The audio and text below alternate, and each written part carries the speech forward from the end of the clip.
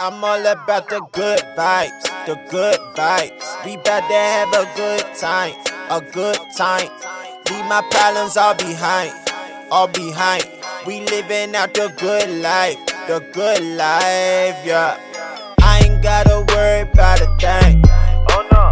Had some obstacles I overcame. Oh yeah.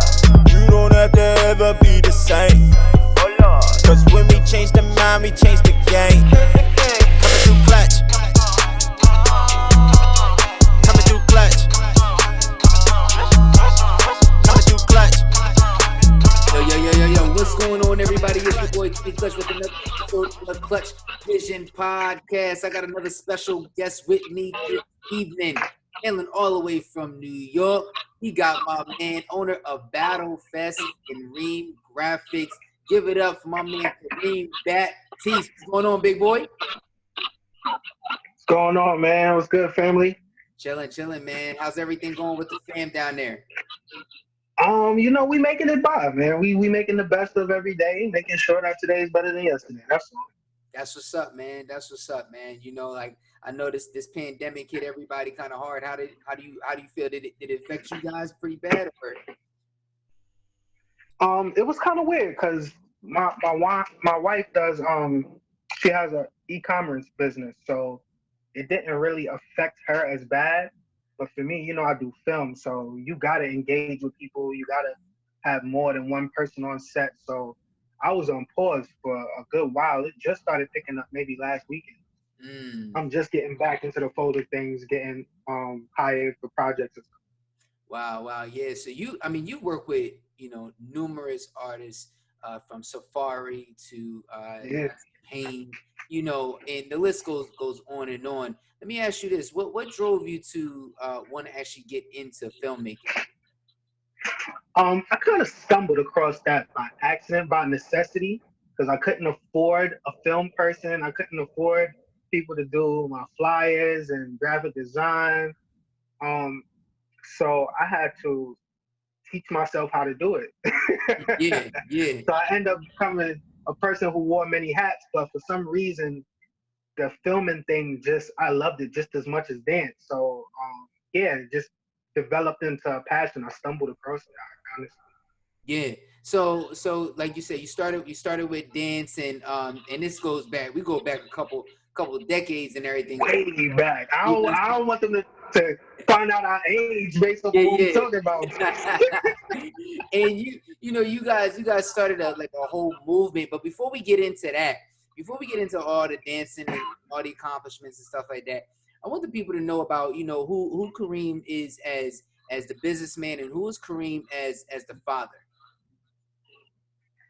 Okay, well, Kareem as the businessman and as the father. Good question.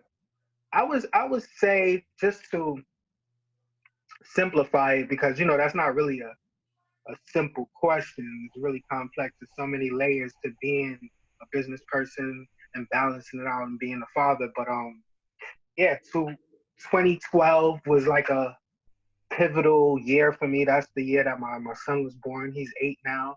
And that has really shaped and molded who I am as a person today, as opposed to 2012. So that has really evolved the way how I think, the way how I am, and just how I look towards the future. Yeah. That's dope, man. So like when you first started getting into to dance, and what was the scene like? Getting into dance. What caught your interest? What was the spark? Was it a party? Was it like the club scene? Like what was it? It was the girls. It was girls. The girls. It was the girls. Like all of us, right? But before, a lot of people don't know that before I was dancing, I was like really heavy into basketball. I was like Division I high school, getting a scholarship to college, everything. I was really?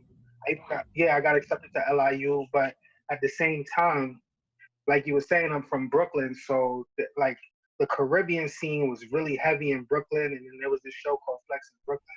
And I've always been dancing, but it was just something to do to impress girls. And then this show called Flex in Brooklyn, it just got so popular. Everybody was talking about it. So I was like, I could do that. So I Right. got up on there, me and my peoples went up on there, and it just blew up. Like that's just consumed all my time. So that's all I was doing at a certain point. Wow. So then so take me through. You start off this new uh, venture into dance, and then you started off a league, your own dance league called Battle Fest, which has Yeah. pretty much taken the country, by storm in the last decade, if I'm being quite honest. And we've seen, pretty much nothing, like it here in the States. So take us through, like, what was the beginning stages of Battle Fest? Well, I would have to say the beginning was even before I manifested it. It's just something that I seen was going on in people's houses. Like Mm. us dancers used to connect at the flex house or at block parties, and we used to have these battles. And I used to be like, "Yo, this is the show right here. This is what make everybody come. Why we don't make a show like that?" Right. And then I just one day I just put my thoughts on paper and then really made it happen. Mm. And the beginning of it was like the only struggle because one thing I say about somebody who is doing something that has never been done before, you take all the arrows and people don't see the vision at first. So it's just like you got to overcome all the people that don't want you to do it because they haven't seen it done, so they don't think it's possible. So Mm. those initial hurdles, it could defeat anybody. You got to be a special kind of person to like get over that, just that initial hump of believing that you could do it when others don't believe because they haven't seen. Mm. Mm. So like as you're going through, Battle Fest, and you getting this thing started, and to me it's just like you had that entrepreneurial mindset For before sure. entrepreneurs actually really blew up, like the term entrepreneur. Yeah, I didn't know what it was. Yeah, Me you're right. neither. Right. So you kind of already had that mindset. Like it's just like you just wanted to go ahead and make it happen, and you made it happen for the Right. scene, and you put on a lot of dancers. Like, where did the drive and determination come from? Like, where did it come from? Your upbringing or anything like that? Like, where does the drive and determination come from? I would definitely attribute that to a number of things, but the origin is definitely my mom. My mom always made me um, the kind of person that if I want to do something, the only person that could stop me from doing it is me. She always gave me that kind of energy, Mm. and even if she even told me one time I'll never forget. She said, "Even if I don't believe in it, don't listen to Mm. me." Mm. Mm. Right. So that Right. Right. that kind that kind of like gave me a perspective to go into the world knowing that sometimes I might see something that people's just not gonna see. Right, right. And it's crazy, man. It's like sometimes you just got the craziest idea. And even the person that's closest to you may not believe, you know what I'm saying? And it's just like, you just Am gotta I go with your gut. You just gotta keep going. And you know what's crazy too, Kenny? The the thing about the people who are around you, if they know you for one thing, it's kind of hard for them to accept and respect you for doing something else. Mm. So that's another thing too. Like when you become passionate before their eyes about something else, it's hard for them to adjust and to respect you as you evolve into something else. Right. Yeah, man. And that's the thing. I think like what amazes me about you is that you're all about, the evolution of certain things in life, or just in life in general, like where as in you don't want to stay stagnant in this one box. And when I seen you going through Can't. yeah, you going through into filmmaking now, and then you made the move from New York down south, Yeah. whatever, to make to make things better for you. You know what I'm saying? Like, people will sit there and take Yeah, my that as, family. Yeah, of yeah, course. like, yo, like, why you doing that? Like, and you ever just like look at it like, y'all just don't understand, do y'all? Like, I'm just a different type of cat. Yeah, it's different. And then it's like for me, like you were saying, I've just evolved into different things. I mean, I went from me being a dancer, then creating Battlefest and started creating opportunities for dancers and like taking battling as the talking point, and then now they get commercials, traveling all over the world, and getting endorsements, and then you know, evolving into this passion of film, and then me creating web series and films for people, and even now, right before this Corona thing, I literally was on tour with T Pain. Mhm. So it's just like sometimes you just gotta go on a journey. You gotta go on the ride. And Mhm. what drives you? That's what you need to hold on to. Whatever's driving you. Right. And you were saying, like, you some of your dancers have had endorsements. I've even seen dancers dancing with, Beyonce and Jay Z, people that you've given a Facts. platform, to actually spread their wings pretty much, and giving them an opportunity to go out and dance. Man, what does that do for you? As somebody who has created something for somebody else. Wow, like that gratification is really undescribable. Like I don't even know how to put that into words. Mm. Um, I'm naturally just a giver, so when I see people, because it's more than dance for me. Like I really teach them how to morph what they love and turn that into a career. Mhm. Um, I feel great. Like when I see Havocs and Bones and all of these dancers just living their life, traveling the world. It's really a great feeling. Yeah, man. So I want to switch gears a little bit, man. Like you are, your husband, your father, your businessman. What is the balance like of you know traveling and doing all these different things, and also being a family man? Whew.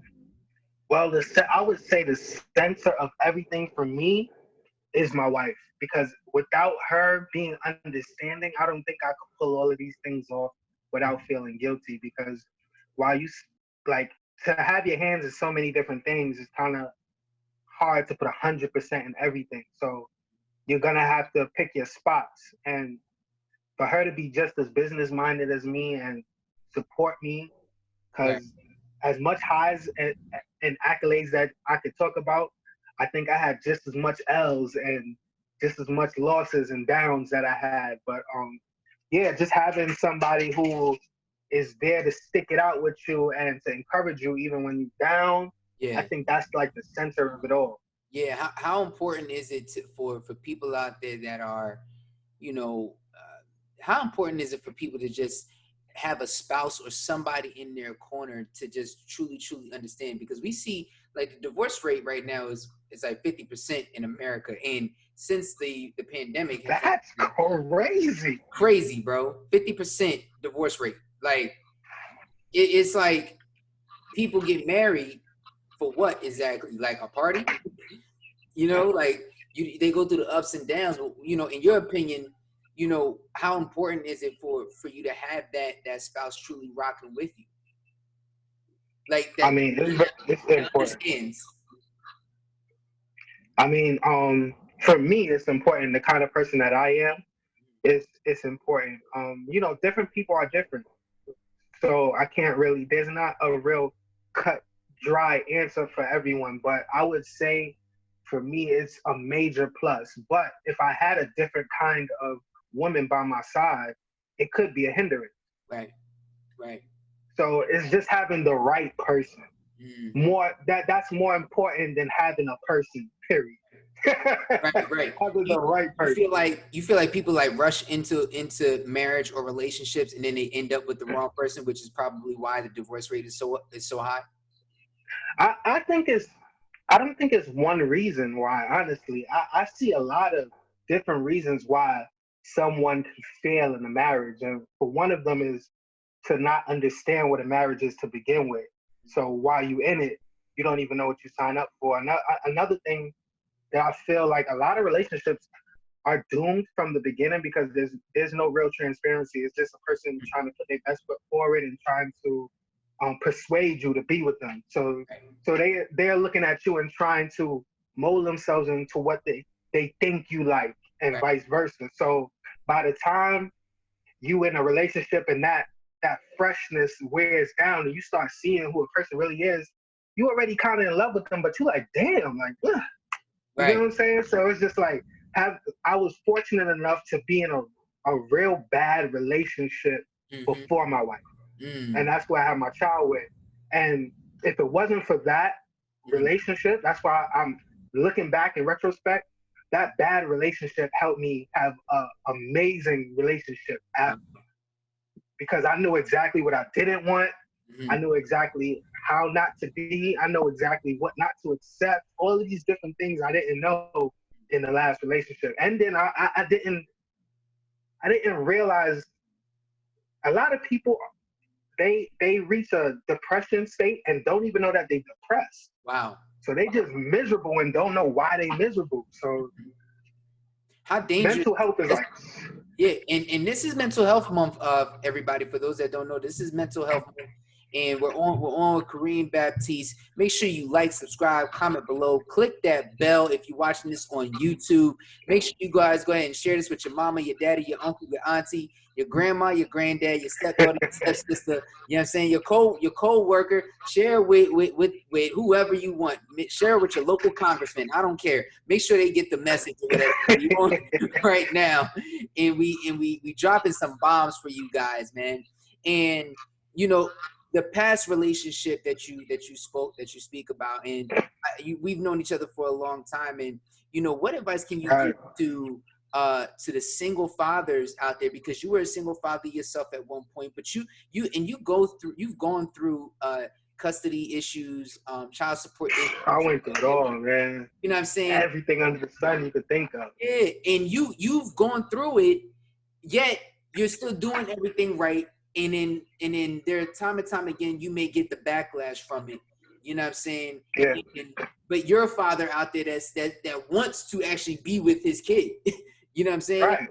So what advice can you give to guys that may be in your situation right now that may be just ready to give up?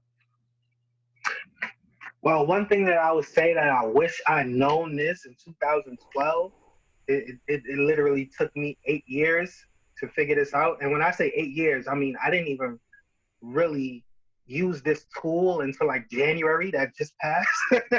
Mm. So that's how long it took me to realize this. Um, when it comes to a child, a lot of the times you're not going to be on the same page. Mm. And you not being with your child's mother doesn't make that any better, right? So both mother and father could want the best for their child, but their depiction of what's best are two different things. Mm-hmm.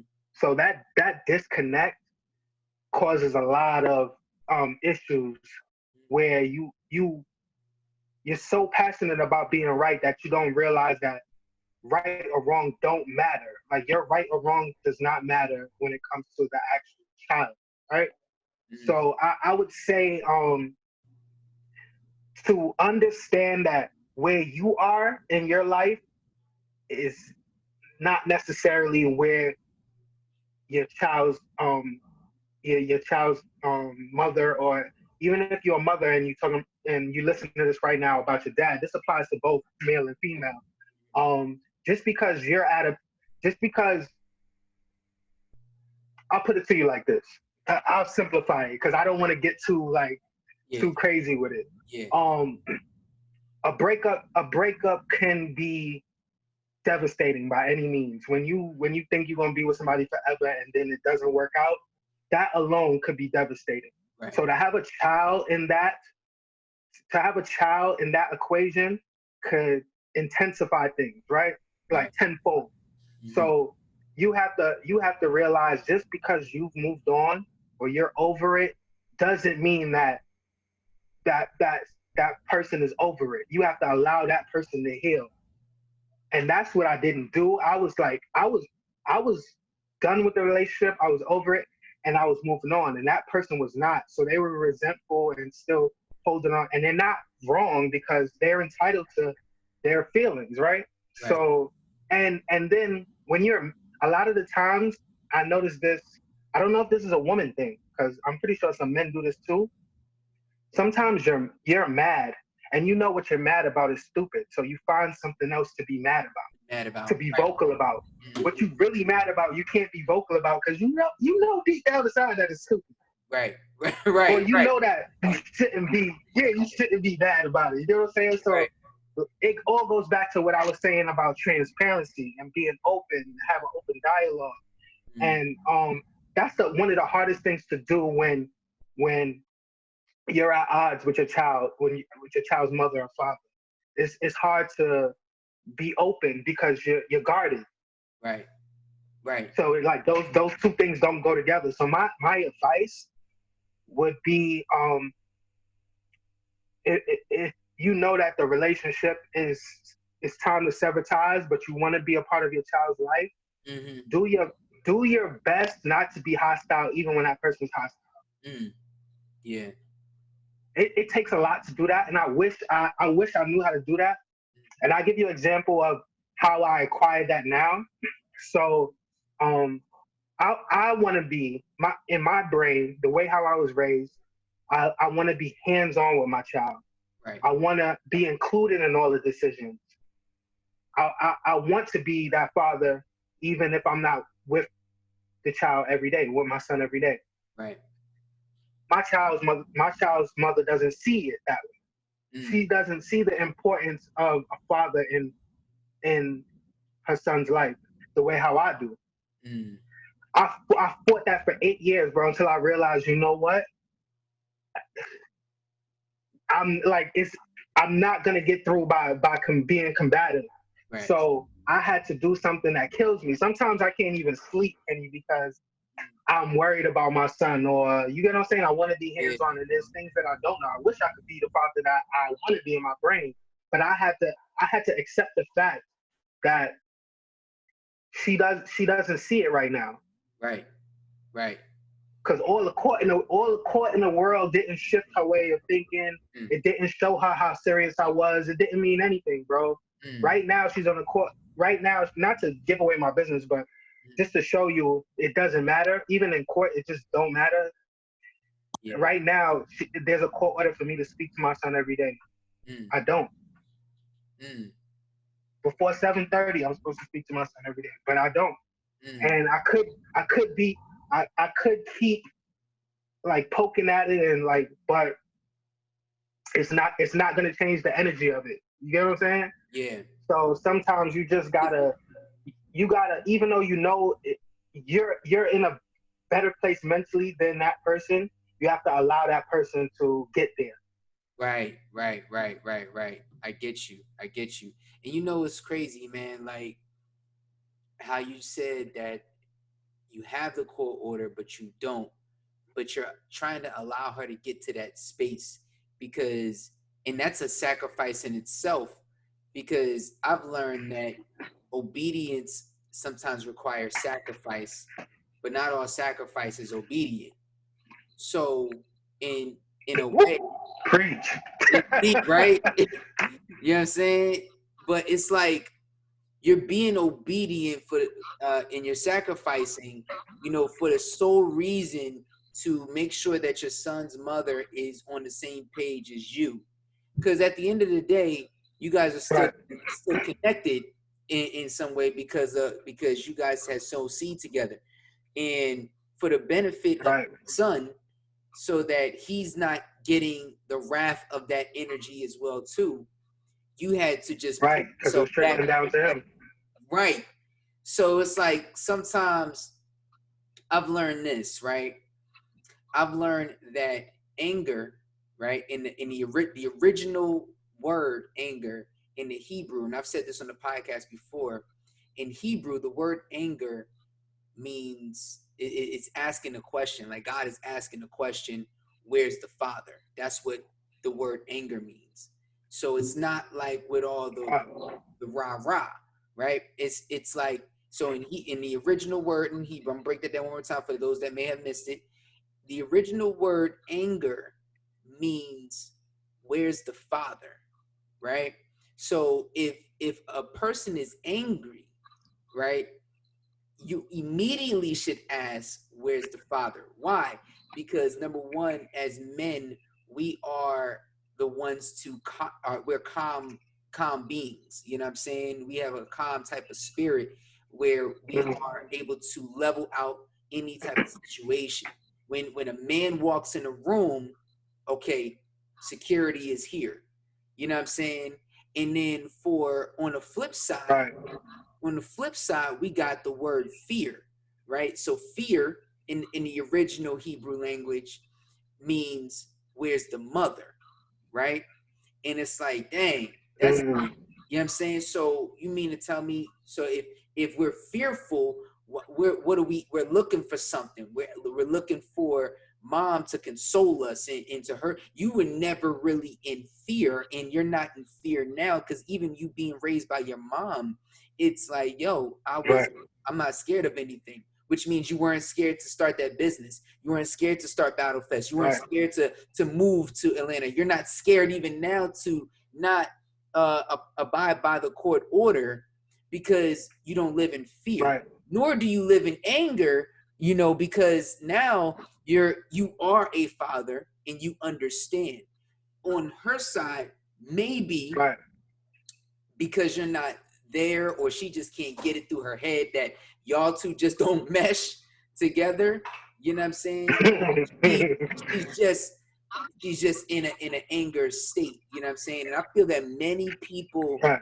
go through that and they don't know what the word anger truly means, bro. And it's like, yo, if we can actually get understanding on that word, that one word right there, imagine what we could do and shift, you know what I'm saying, in the universe. Like the universe will really shift, honestly, if I people agree. truly understood what that word means, you know what I'm saying? And you don't just see Right. it, you know what I'm saying? Like you don't just see it in just, you know, families. You even see it in your world that you're in now. You see it in the Yeah, day business. to day. You know what I'm saying? Like I've seen people online come at you like Crazy. angry, like upset. I mean, Facts. like dag, like y'all. But it comes with the territory. And I wouldn't have noticed that if I wasn't paying attention to the Diddy's and Jay-Z's and all these different people who's to a bigger degree than me, everything they do is like magnified and everyone feels entitled and everyone has an opinion. And for some reason people feel like you owe them some sort of like I don't know, a part of your life. So it's just like when they're not getting that, people are irate, like they upset and you know what I say to people, I'm like, listen, man, I get it, I understand it, but what you got to do is you got to look at you. At the end of the day, like Yeah, my man Trent Shelton says this all the time, it all starts with you. they And do. you know what I'm saying, I feel like people like you said, some people feel entitled. This is not everybody, but these are some people, and we just gotta Yeah, keep it real. You feel entitled to something or whatever, and in reality, if we're really thinking about it, bro, in reality, a lot of this world that we live in, you know, is here today and gone tomorrow. So that's a fact. what you really gonna be mad at? Like, you know, I'm It's a true. man of, you know me, bro. I'm a man of faith. You know what I'm saying? And I you know, I read the Bible and stuff or whatever, and I look at like Timothy said, like, yo, or Paul said to Timothy, you know, we was born in this world with nothing, and we're gonna leave this world with nothing. My question is, what you gonna do in between? Yeah, what's in between? You know what I'm saying? You just waiting? Right. So why would you be upset at, you know, an individual because for whatever reason, you know, like you wasting your time, you wasting your day. And Les Brown says this all the time. It's 1,440 minutes in a day. That means you got 1,440 opportunities to be successful. So That, why I look at that and I live by that now. I'm like, yo, oh snap, hold up. Right? I mean, by the next minute it could change. And this is where I'm gonna leave Anything is possible. anything. And this is where I'm gonna leave it to you. You made a decision. You made a decision to Yep. uproot for a better opportunity and put yourself in a better. How important is it for people to take the chance on life and putting themselves in Yeah, a it's a position lot. to be And successful? that was just one aspect. There was many different factors. Like for me, just the situation with my son was bearing on my mental health. It Mm, was really affecting me. So I had to adjust my way of thinking, and I really had to start thinking long term and not get caught up in the moment and being mad because I can't affect my son's life the way how I want to now. So me and my wife just had a deep conversation, and I'm like, yo, I really got to start thinking about the future. If I can't be in his life the way how I want to now, let me start building in a way that when it's that time, he'll have unlimited resources. He'll have the connect to the college he wants to go to. He'll have the father who could show him how to invest in houses, how to mm, flip money, how to do all of these different things. And that was just something that I wasn't able to do in New York. And another aspect of me moving is I was so close to my son and I couldn't see him. wow. That that that really messes with, I don't know about any other man, but for me, that messed with me to a degree that I couldn't function, couldn't Mm, sleep, wasn't eating right. I wasn't thinking right. It affected my business. It affected everything. So I mm, just needed a fresh start and I needed a new plan. So that that move into Atlanta was so many different elements that it was unnecessary. mm. Wow, man. So that's a lot of unpacking right there, bro. Because it, like you said, you just don't make a decision like that. Like you spent years and years, trying to do it where you were at. And sometimes you just gotta up and take that next step and take that leap. Yeah. Some people don't even want to take the leap, bro. Some people just don't even want to No, like go. not even a calculated risk. Like, hey, can you at least heighten your odds and then work from there? Like they won't even give themselves a chance. They Right. just bask in what's not fair. And I'm never the person to complain. I'm always looking for the solution.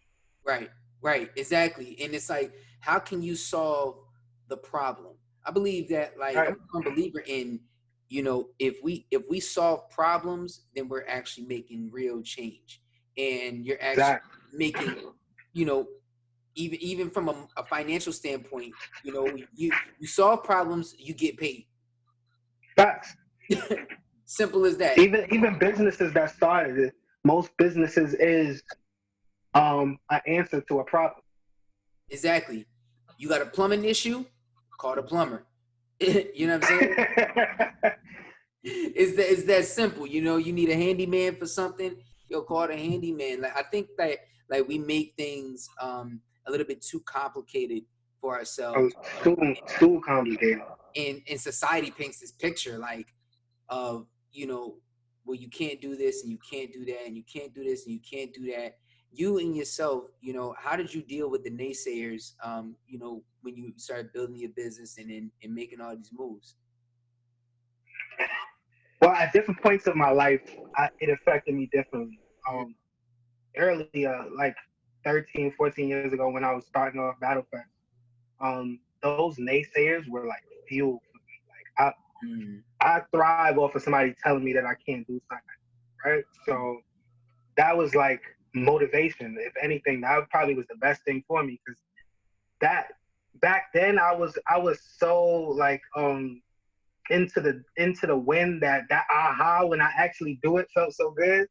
mm. But as I got older, like that didn't really have as much value as it had to me. So the naysayers would affect me differently because now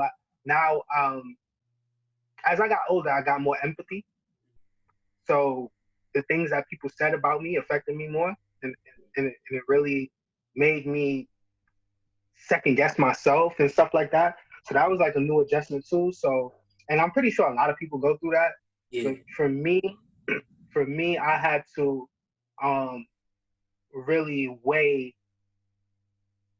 my reasoning at the end of the day. So when I sit with myself, I'm like, yo, me doing X, Y, Z, Am I doing my best? And am I doing it for a good reason?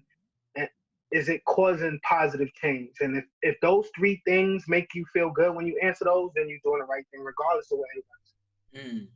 That's deep, brother. Because a lot of the times people they look at the result, right, and then they critique the result, and they have no idea of what was done in the back end. They don't know about the process.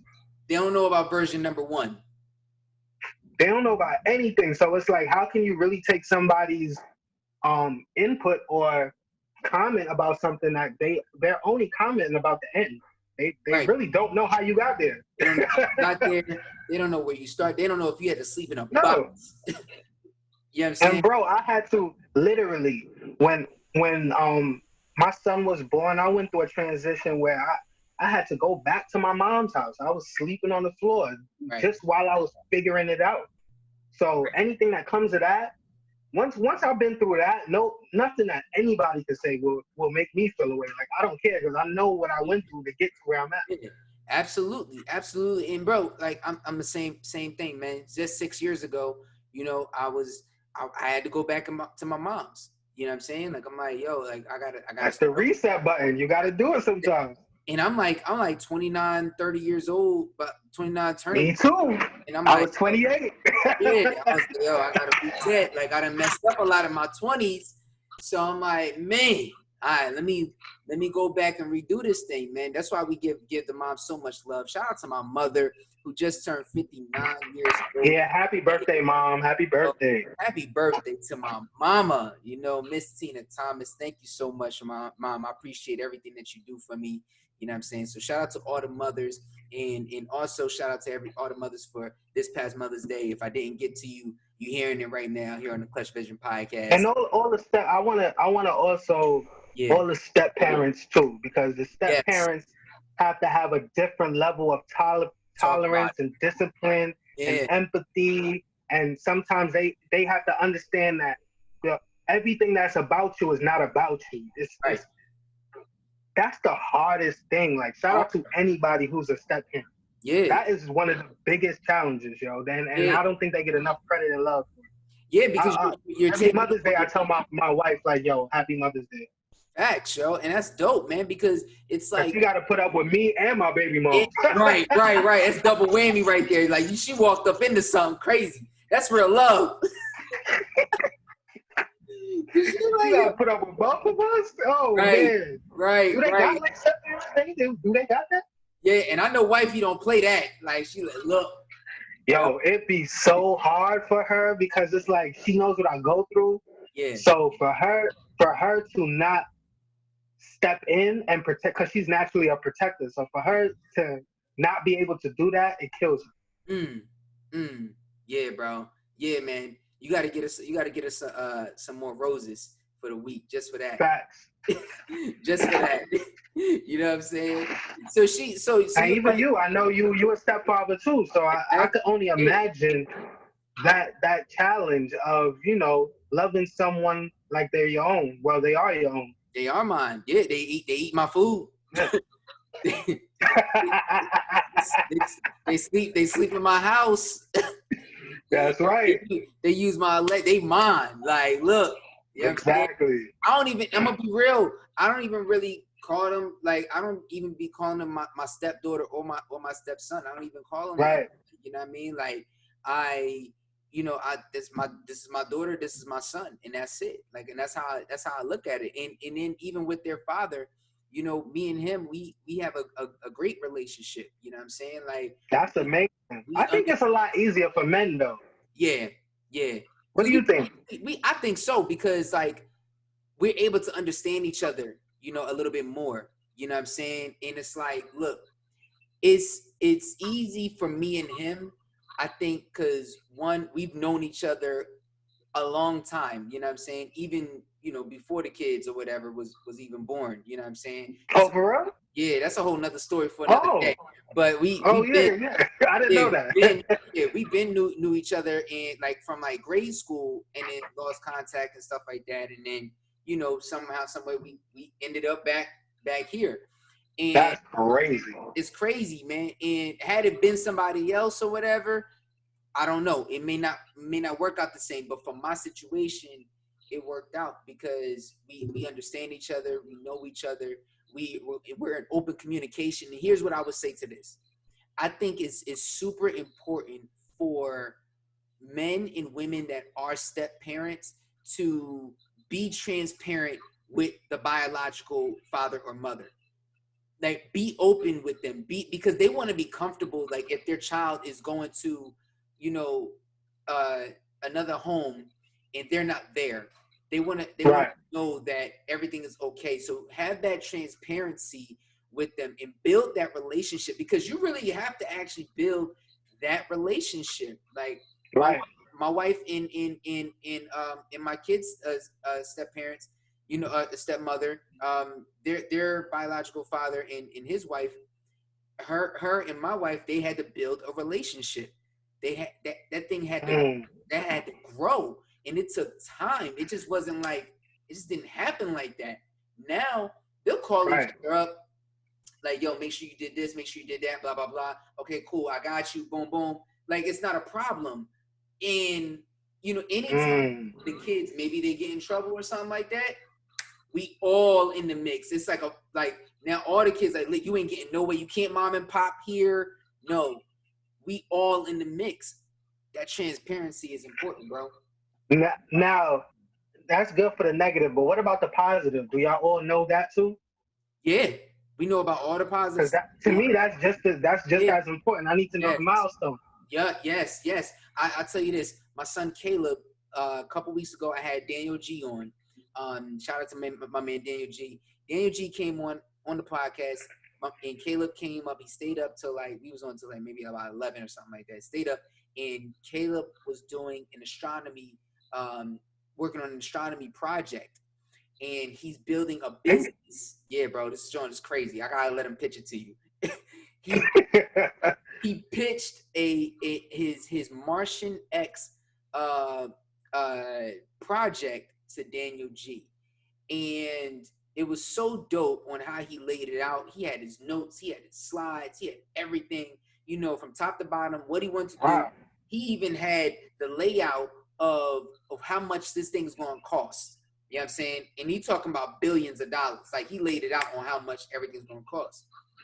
I call his dad up because Daniel G said, yo, bro, he said, do this, and this a couple more times, because I think that was awesome. And I'm going to back you, and I'm going to get, some of my other investors to come in as well, too.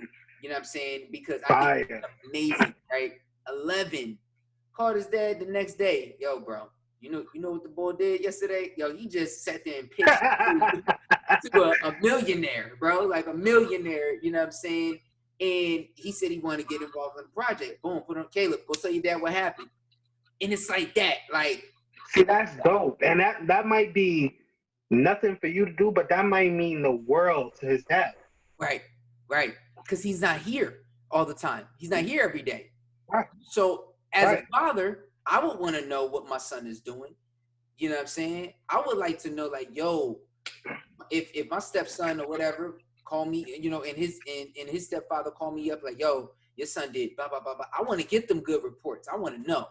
You know what I Right. mean? Right. Yeah, man. Yeah, bro. It's just like transparency is important. We got to be more transparent with our Super important. and now I want to ask you this. Even though you're not with your son, you know what I'm saying? How has the pandemic, impacted him, and where he's at right now, and the homeschooling and things of that nature. And New York got hit pretty bad with the pandemic. So Yeah, really I'm bad. sure as a father, you were like, on edge a little bit. Yeah, it's been a challenge for him because he would much rather be at school because his mom and his grandmother is military. So Mm-hmm. the way he feels like it's more work and more pressure at home, they Mm-hmm. on his back. You know what I'm saying? And Right. it's not like he got me there because I'm kind of the balance. I'm the father that would get him hype about something, like give him an incentive and be like, all right, let's bust this out so we could go do this. Da, da, da, da. They not really like that. Right. So it's Right. just Right. like, so I tried to call like last week. I called him pick his brain about what he's excited about because I know that that's a dream for him. And he's like, yo, he was telling me that The Trolls is on Amazon Prime now because it's supposed to be in the movies, but nothing's in the movies no more. Right. So he was like, but it's $20, and my mom don't want to get it for me, and da da da. So I'm like, oh, all right, I'll get it for you. And then she comes on the phone, snaps the phone. Well, he didn't do this yet in school, ain't do that yet in school, blah blah blah.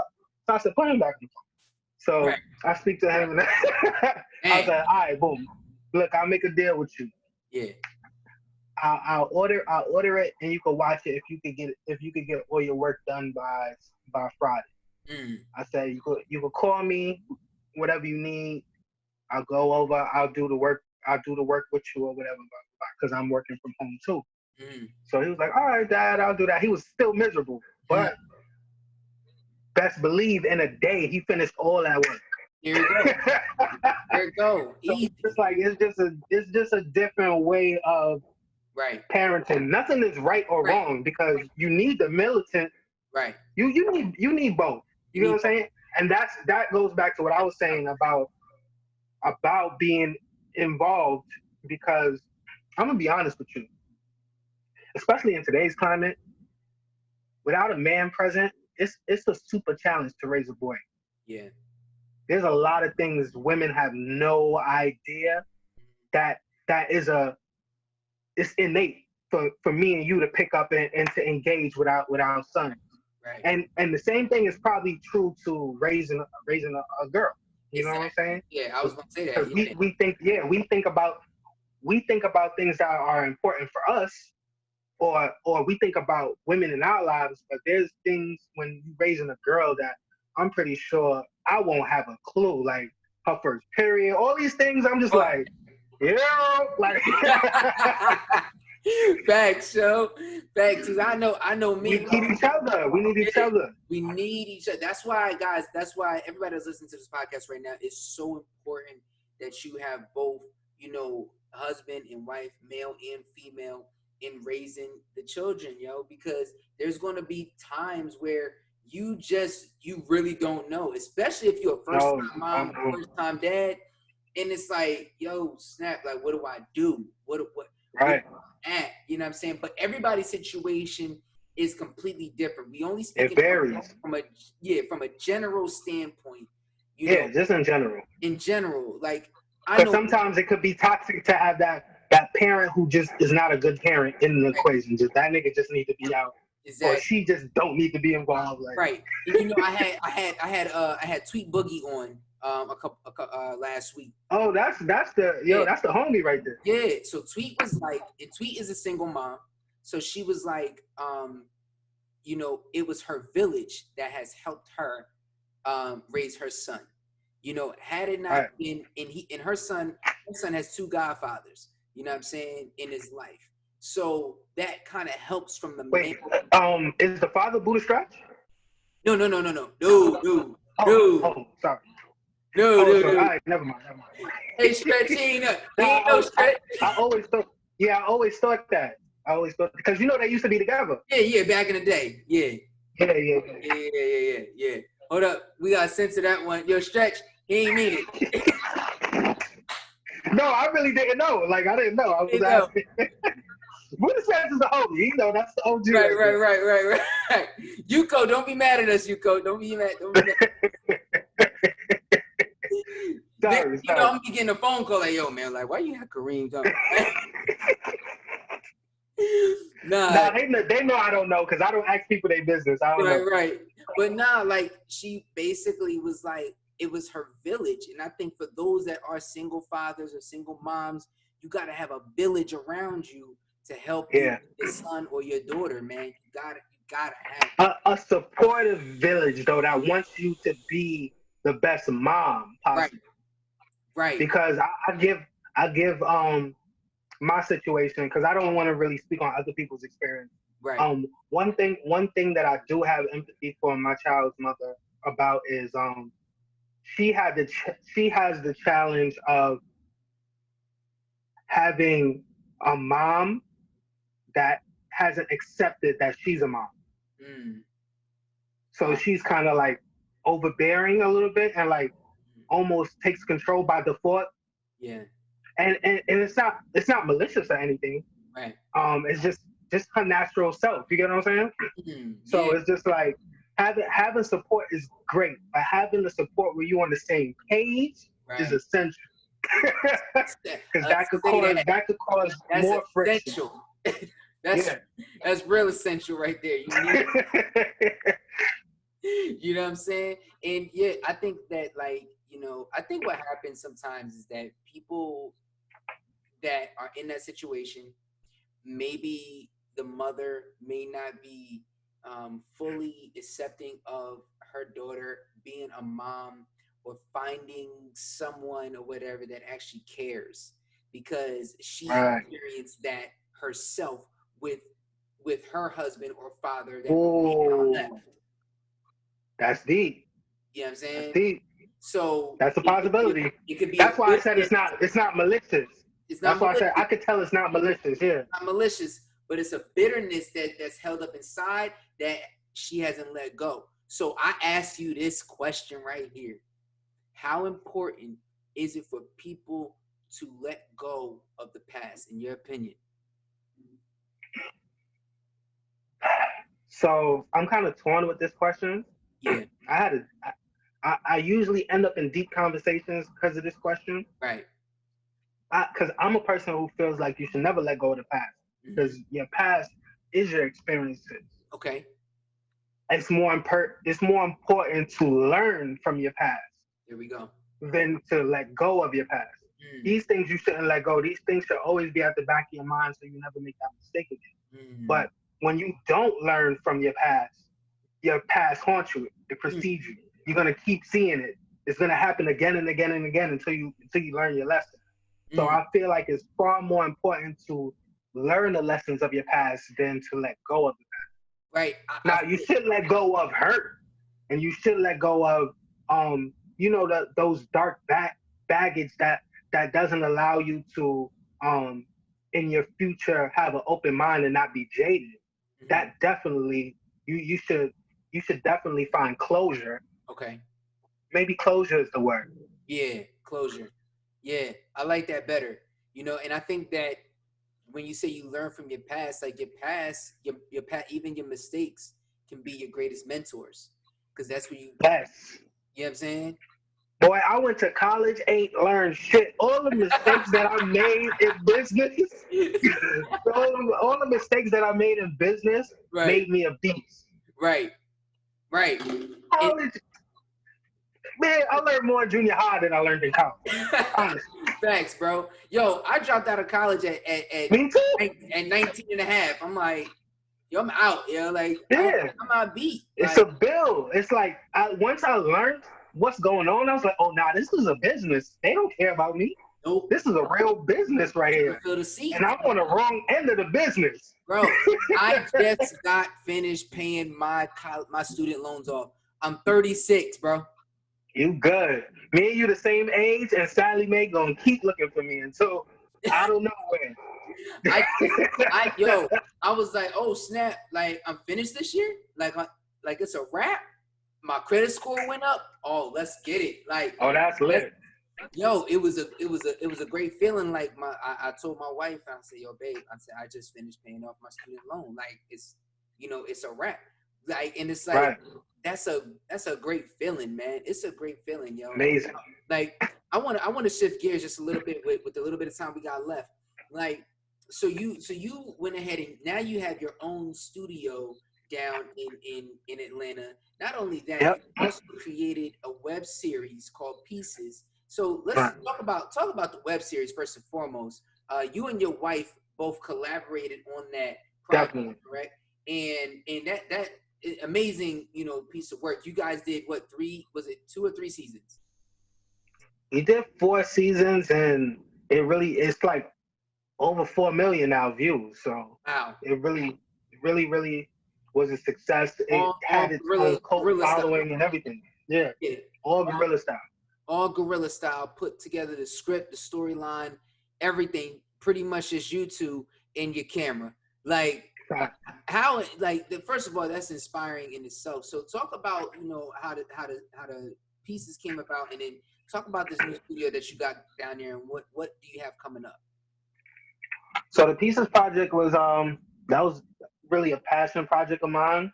Mm, Um, I just one day there was a phase going on in New York that it was a genre like street cinema that was being created within the streets. Everyone who had a camera started making web series, and Money and Violence really shifted and propelled that to make it popular.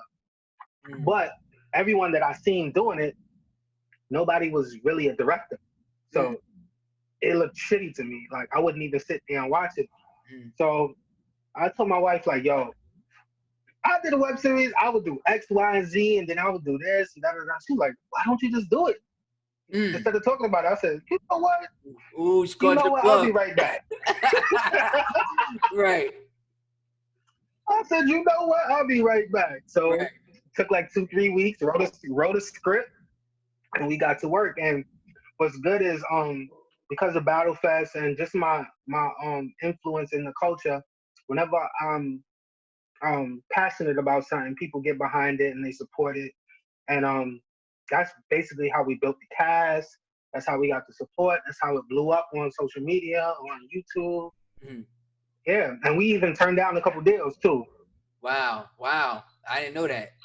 Yeah, That's dope. That's dope, man. So now you guys have you're down in Atlanta. You guys got your own studio down there, and how, like I think that's super dope that you got your own studio in Atlanta. Now you get your clients can actually come to your studio to record right. the music videos versus you having to you know license out or get permits. Yeah, and always having to book somewhere or get permits. So um, one of my reasons for coming out to Atlanta, it really is like the Black Hollywood.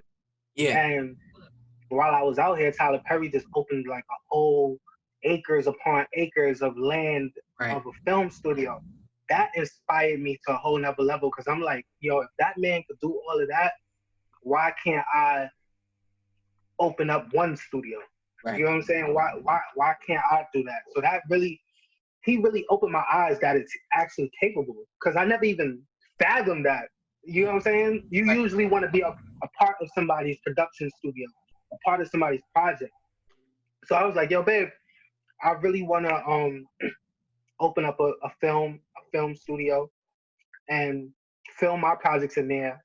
And we could also rent it out. So right now I got it on Peerspace and people can rent it out.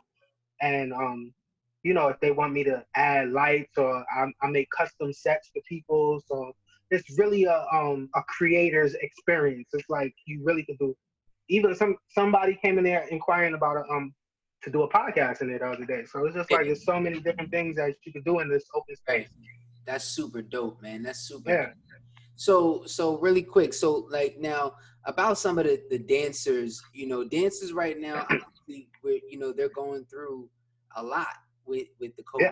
COVID-19 situation, the pandemic, and you come from the dance culture, I come from the dance culture, and we've been able to actually kind of like make the pivot and Right. continue to still move forward. In your opinion, what advice can you give, our culture, our community, the dance community, some advice on how to make the actual pivot to continue to be successful during this quarantine?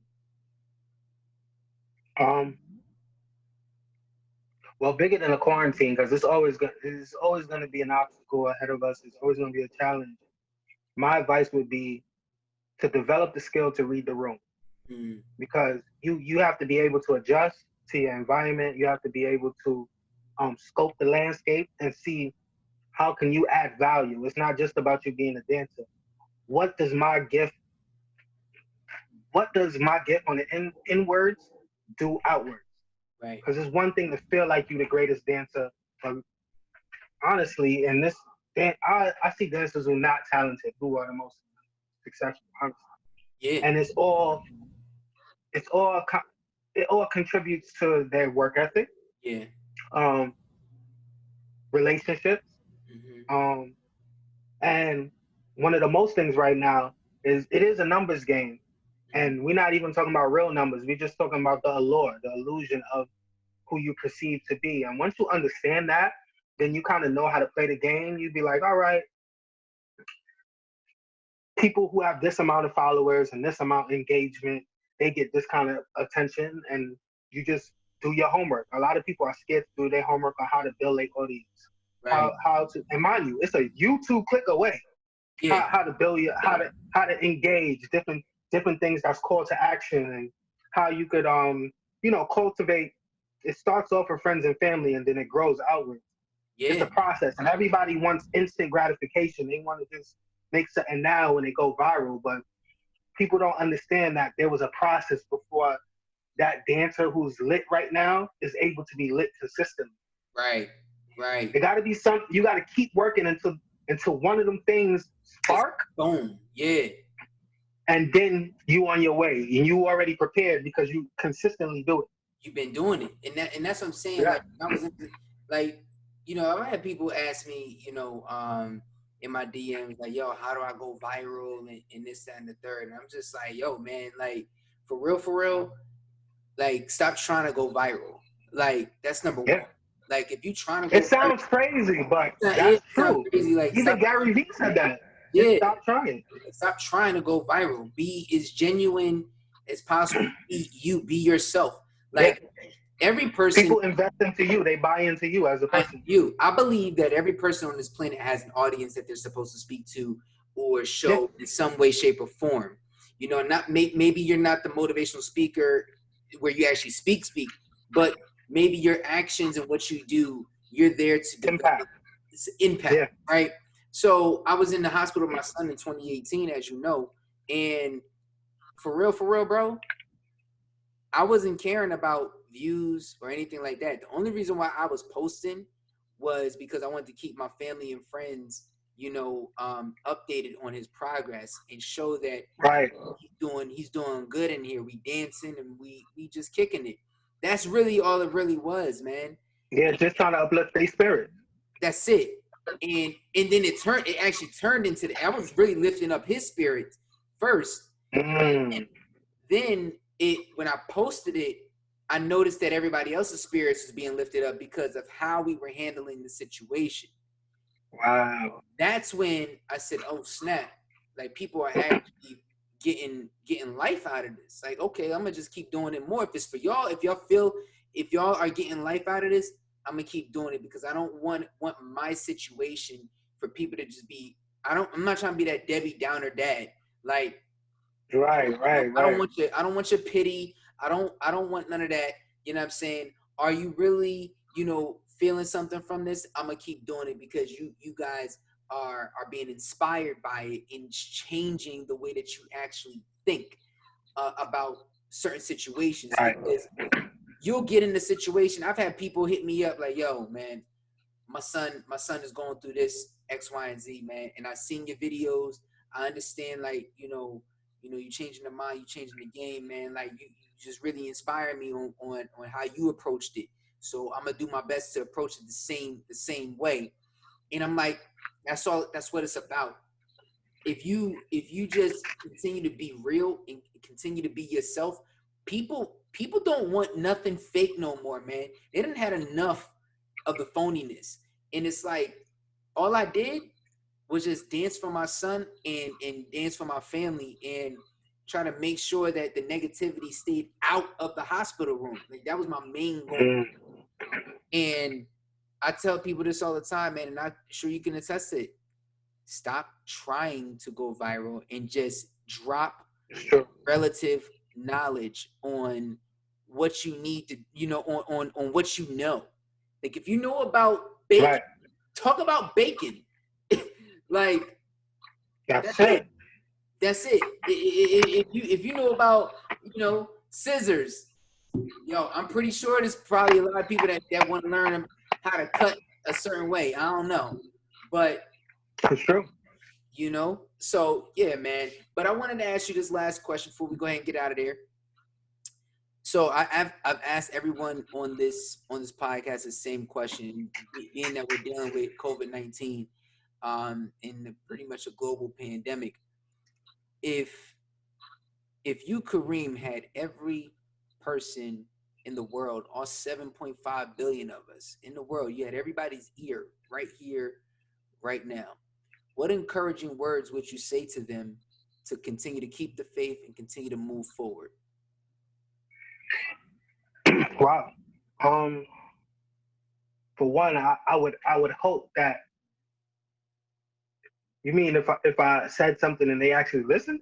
Yeah, Oh, yeah, okay. yeah, yeah, yeah. um, I would urge people to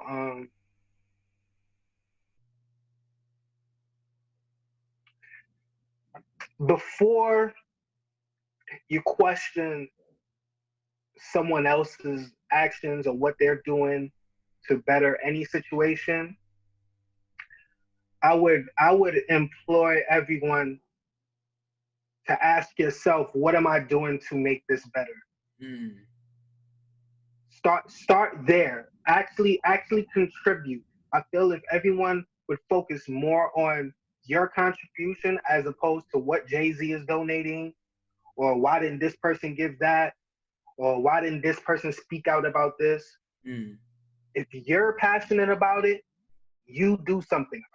mm, And everyone feels like it's just me, and maybe you by yourself doesn't make a difference. But if everyone had that mindset of let me do something about what I'm passionate about, this entire world will not be in the epidemic that it is right now. I wow. promise you That's deep, brother. That's deep, man. I'm getting closer to raising some money and everything, so I could have a machine in here to drop some bombs. So the next time you come on, that. you know what I'm saying? I'm gonna be having this machine to go. You know what I mean? I gotta, yo, flex. Yo, I'm gonna like, send you some dude, sound effects. I got you know what I'm you. saying? I need them joints. You know what I'm saying? To drop the bombs in here, man. So check it out as we come to a close and everything. Appreciate you coming on the show, brother. I want to play a game with you. You down? Got it. I'm All right, down. all right, cool. We're gonna play this game called In the Clutch. And as you know, I'm Kenny Clutch. Ah, You know what I'm that's saying? clever. That's Yeah. clever. So the game is In the Clutch. So for those that are just now tuning into the podcast, and if you did not know what In the Clutch stands for, it's an acronym: INDACLUTCH. Creative, inspirational dancers creatively linking upon the culture of hip hop. One more time. INDACLUTCH, inspirational dancers creatively linking upon the culture of hip hop. So, what I'm going to do, Kareem, I'm going to give you a letter, and you got to give me a positive word after that letter. For each letter I give you, you give me a positive word that matches that letter. That starts with that letter? Yes. Got you. Got me? All right, ready? Yep. All right, here we go. C. Is this like is this PG? Is this R rated? Like It's where am I all going with this? it's all positive words. Okay. Straight Okay, cool. positive. All right. C.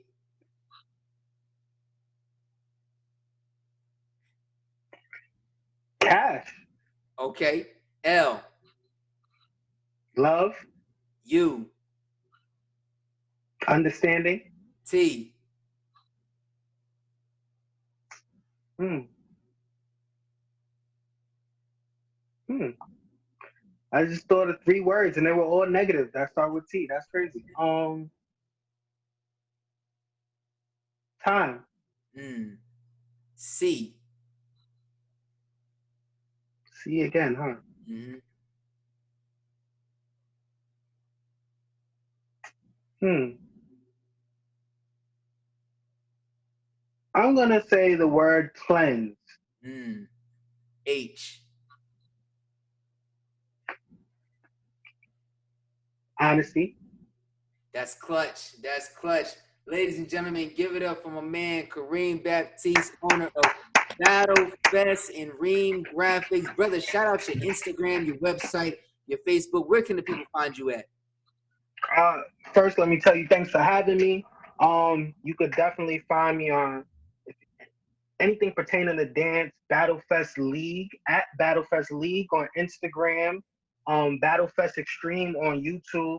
speaking of YouTube, we just closed the deal with YouTube, so we're having a Battlefest TV series that is coming to you this summer, and it's gonna be crazy. It's gonna be if you watch Rhythm and Flow on Netflix, just think about that in a dance form.